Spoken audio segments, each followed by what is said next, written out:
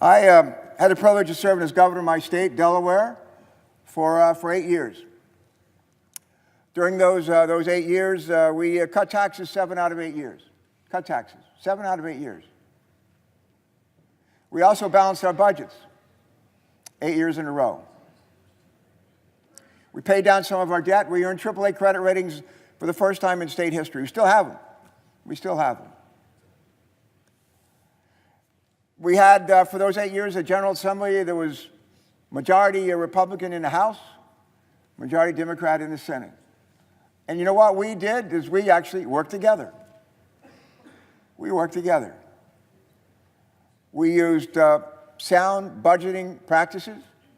We used sound economic analysis and forecast. We worked together. Not either side got everything they wanted. But in Delaware, we have something we call the Delaware Way. And I describe it the letter C, 4 C's. Communicate, compromise, collaborate, civility. That's it. That's the Delaware Way. Communicate, compromise, collaborate, and use some civility. We don't do much of that around here, and we are the worst for it. During those years, I was privileged to be governor, and we cut taxes 7 out of 8 years. I would read each tax proposal with 4 questions. 1, is it fair? 2, does it foster economic growth or impede it? 3, does it simplify the tax code or make it more complex? 4, what does it do to the deficit? Do we end up in a deficit? Do we end up with a balanced budget? Do we end up with a surplus? Those 4 questions. 20 years later, as we took up tax reform here in the United States Senate, I asked the same 4 questions. Is it fair? Does it foster economic growth? Does it simplify the tax code? What does it do to the budget, to the deficit situation that we face? Those are the 4 questions. Others have already talked about fairness. Let me just say that when you look at what's going to happen in the first couple of years after the passage of this legislation, lower income folks, families, they're going to get a tax cut too. It's not just the wealthy. Low income families will get a tax cut too for a couple of years. Families making $30,000 will benefit. They'll end up lowering taxes for the first, I think, 2 years after the implementation of this legislation. After 3 or 4 years, families making $40,000 and less will be on the losing side. After 5 years, families making $50,000 on the losing side. And after about 8 or 9 years, families making as much as $75,000 will not be paying less taxes. They'll actually be paying more taxes. And meanwhile, folks whose income is, I don't know, $500,000, $1 million and more, for the most part, they will realize very substantial reductions in their taxes. Really substantial reductions. And as that income goes up, the greater are those reductions in their tax obligation. Some people say, is that fair? It depends on who you ask. If you happen to ask the people who are making $30,000 or $40,000 or $50,000 a year, they probably say, maybe not. Fair for a while, but not for long enough. I mentioned those 8 years I served as governor of our state, how we balanced our budgets, paid down debt, got AAA credit ratings. More jobs were created in those 8 years, Mr. President, than any 8-year history of the state of Delaware. I didn't create any of them. I did not create one of them. I helped create a nurturing environment, though, for job creation in our state so that little businesses could get started and grow into bigger businesses. The bigger businesses could make a profit and hire more people. But tax code is important, an important ingredient in that nurturing environment for job creation and job preservation. Not the only ingredient, but an important ingredient. I think it was Senator Cardin who stood right here in front of me a little bit ago, and he talked about how important it is to have certainty and predictability.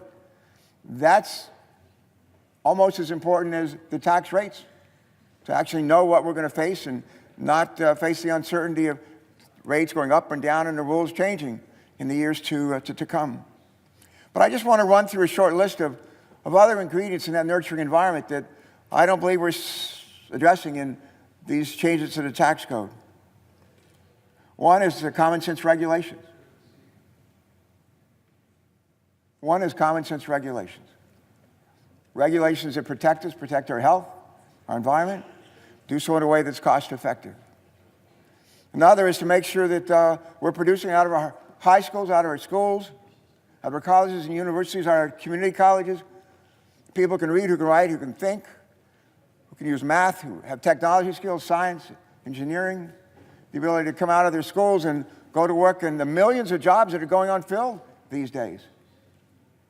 Because the skill sets that are demanded by employers in these millions of jobs and got met up by the people who are looking for work for the most part, except about 800,000 people, the DACA folks, who could fill 800,000 of those 3 or 4 million jobs that are unfilled. What's another ingredient? Access to capital, the ability of business to get money, to raise money, to be able to invest in plant and equipment and your employees and their workforce. Another is access, not just to capital, but access to foreign markets, to be able to sell the products that we make here, the services we provide in other countries around the world, and get into those markets. Energy costs. My colleague from Alaska said that, in his comments, he said that one of the things that we ought to become in America is like the superpower for, words of that fixture, superpower of energy. Who invented nuclear energy? We did. We're the Saudi Arabia of coal. We're Saudi Arabia of natural gas. We create, as far as I know, as much electricity from wind and solar as I think any nation on earth, and we need to do a whole lot more, and we can. Healthcare costs. We pay way too much money for healthcare in this country. And actually, we have a pretty good idea of how to bring it down. And one of those good ideas is the exchanges. And if we wouldn't stop undermining them and degrading them and destabilizing them, they'd actually work like they do in Massachusetts and a bunch of other states. Public safety is a key ingredient among the forces and factors that are helpful in creating that nurturing environment. Investing in research and development that can be commercialized, turned into jobs and economic opportunity, hugely important. Protecting intellectual property, protected against cyber attacks. Transportation infrastructure. Earlier this year, the nation's civil engineers, Society of Civil Engineers, evaluated our transportation infrastructure in this country. Again this year, D. D is in dog, because our roads, our highways, and bridges are in deplorable shape in many parts around this country. Do we invest any money in this tax bill? If I had $1 trillion to invest in this country to strengthen our economy, I'd put it in infrastructure, roads, highways, bridges, rail, ports, airports, broadband, just deploying broadband in vast areas of the country, in rural areas of the country where we don't have access to the internet. That's what I would do. We don't do any of that in this legislation. So, in terms of economic growth and jobs creation, what we're told by most economists is, sadly, a lot of the companies that will make extra money realize greater profits from these changes in the tax code. Majority of them, according not to me, but economists are a lot smarter than me, say a good deal of that money is going to go not to further investments in plant and equipment, not to R&D, not into their workforces. It'll be turned into dividends and stock buybacks, and not to create the kind of economic growth that we all want. Let me talk a minute about the third question I always ask about tax reform proposals, and that is, does it simplify the tax code or make it more complex? During our markup, our vote and debate in the Finance Committee on the proposals, one of my colleagues, I think it was Senator McCaskill, had a stack about this tall of the tax code, federal tax code. And one of our expert witnesses from the Joint Tax Committee was asked, will this legislation that's before us tonight, will it actually make that stack of books which make up the tax, is it going to make it smaller? He said, no, quite the opposite, it's going to make it larger. Now, the idea of doubling the standard deduction, enabling more people to not have to itemize their taxes, that makes the tax code simpler.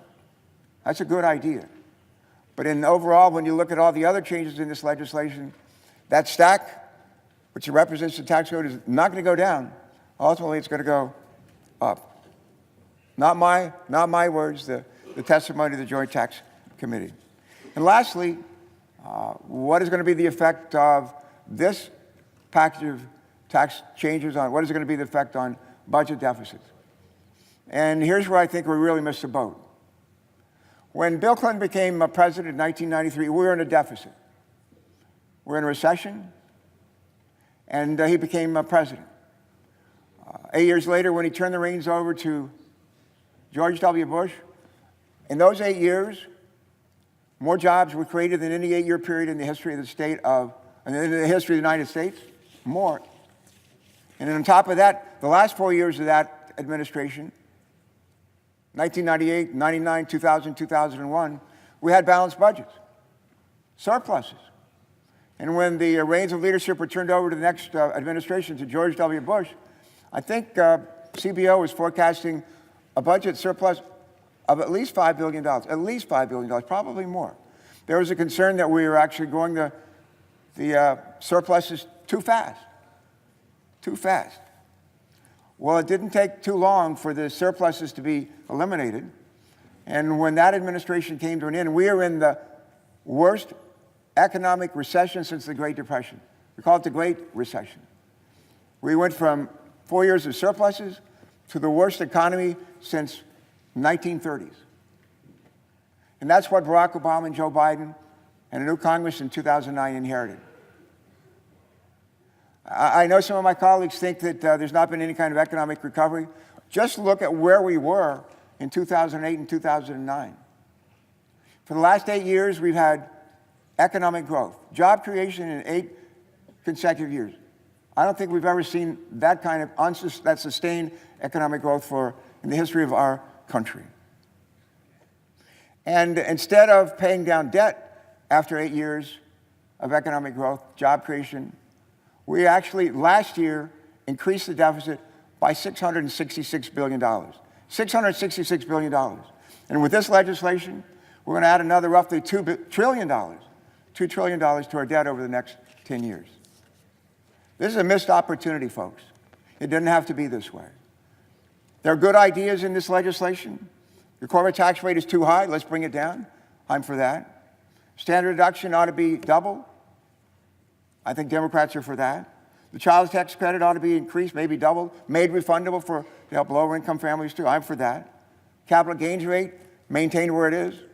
I'm for that. Repatriation of overseas profits. I'm for that. There's a lot of things I think could actually serve as a foundation on which we could come to agreement on bipartisan legislation. And we never, as far as I'm concerned, we never really had a fair chance. I'll close with an African proverb. My friend Senator Scott is about to follow me here. He's heard me say this before. But an old African proverb that says, if you want to go fast, to travel alone. If you want to go far, travel together. If you want to go fast, travel alone. If you want to go far, travel together. We should have traveled this road together. We should have traveled this road together. And if we had, we would have maybe some short-term pain, but long-term gain. But I fear with this legislation, it'll be just the opposite. There's going to be some short-term gain, but I fear in the long run, long-term pain. And let me, with that,